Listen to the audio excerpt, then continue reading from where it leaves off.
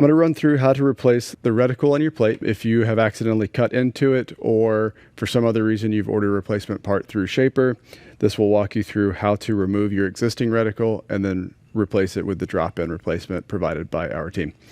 So first thing is, if you've just cut into the reticle and it's still sitting within plate, the easiest way to remove that is to slide it off of a surface.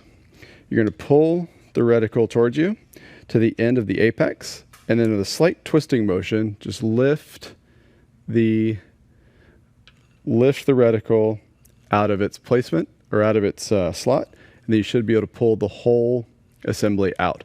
Now there's one thing to notice here, that on the top of the reticle, there's two plastic pins. It's going to be kind of hard to see, but there are two pins. Those will slot into this recess at the top. So now that we've got our damaged reticle out, we can take our drop-in reticle.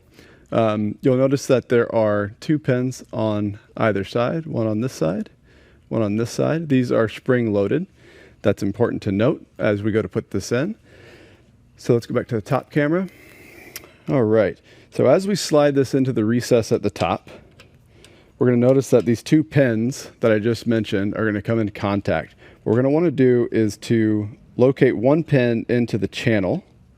Now the other pin is going to be sitting above the surface. The easiest way to get this back in that I've found is to use either an X-Acto knife or another flat rigid object, and you're going to push this pin in as you're pushing the reticle down into that channel. You should hear it snap into place. So just like that, now we have our reticle.